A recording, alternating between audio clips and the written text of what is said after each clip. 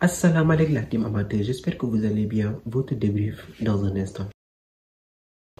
Le Real Madrid qui s'impose in extremis sur sa pelouse sur le score de 1-0 face à Atlético Bilbao. Franchement, une équipe du Real à demi-teinte, on va dire, une deuxième mi-temps et une première mi-temps qui ne sont pas à l'image du match.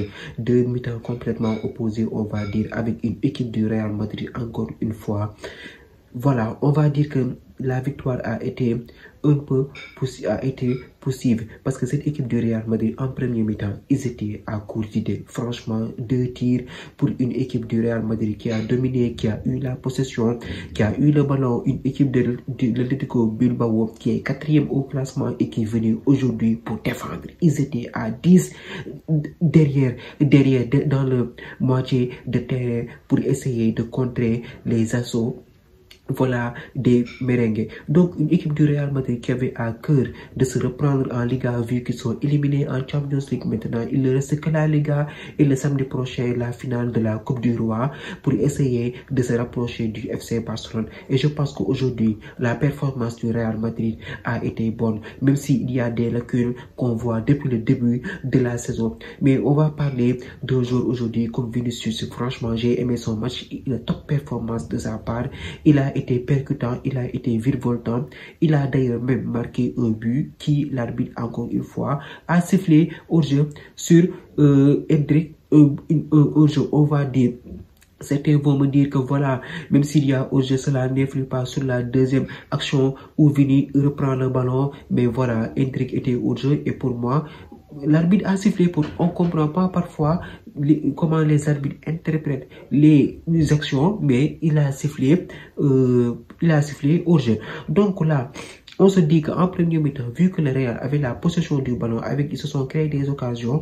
Voilà, sur le côté droit, le côté droit n'était pas du tout animé parce que voilà, Rodrigo qui, on le voit des fois venir sur le côté gauche pour essayer d'amener le surnombre là-bas et essayer d'amener la confusion dans ce survoi adverse de l'Atlético Bilbao qui défendait bien avec un gardien d'expérience, Unai Simon, qui a été dans son match. Donc là, on se dit que le Real commence un petit peu à douter parce qu'il faut rester voilà près du FC Barcelone pour essayer voilà d'aller au Classico et d'espérer gagner à Montjuic pour revenir à un point du FC Barcelone. Donc en deuxième mi-temps, on a vu que les hommes de Carlo Ancelotti étaient beaucoup plus tranchants, beaucoup plus organisés et beaucoup plus dominants. Voilà, je me souviens même pas des actions de balle que l'Athletic Bilbao a dans la surface adverse du Real. Aujourd'hui, Thibaut Courtois n'a pas eu à faire beaucoup de travail, mais ne reste que se dire, cette équipe du Real Madrid au milieu de terrain, voilà, je pense que Ceballos aujourd'hui, le fait de le démarrer titulaire nous a fait du bien.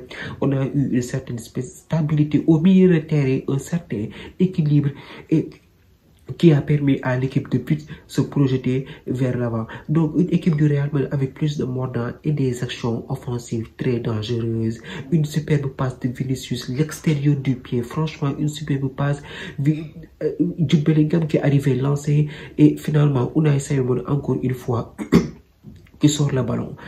Je la vois un peu, c'est normal, je suis un peu malade, mais quand même je vais continuer avec le débrief. Donc voilà, Jude Bellingham qui sera devant Unai Simon. Il y a eu aussi des scènes de cafouillage dans la surface. Il y a eu un ballon en retrait contré par un défenseur de l'Atlético Bilbao. Normalement, sur cette action, Bellingham devait se gérer encore une fois contré par un défenseur de l'Atlético Bilbao. Il a fallu attendre une étincelle du numéro 8, l'héritier de Toni Kroos, Fede Valverde, une superbe frappe. Franchement, une frappe magnifique. Il vient, il met le pied et il y a but. Il permet au Real Madrid de gagner ce match. Franchement, aujourd'hui, cette équipe du Real Madrid, on a eu chaud encore une fois. On a eu chaud parce que normalement, on ne devait pas gagner ce match. On n'a pas été efficace devant les buts. Voilà, il n'y avait pas... On n'avait pas, Kylian Mbappé n'était pas là. Rodrigo, aujourd'hui, il nous a fait presque un match. Donc, on a vu un Vinicius qui a été, voilà, virevoltant sur son côté.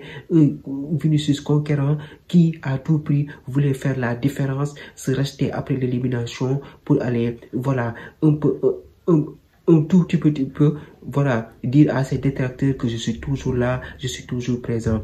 Donc une équipe du Real Madrid qui est partie à l'arraché pour battre Athletic Bilbao et revenir à 4 points du FC Barcelone.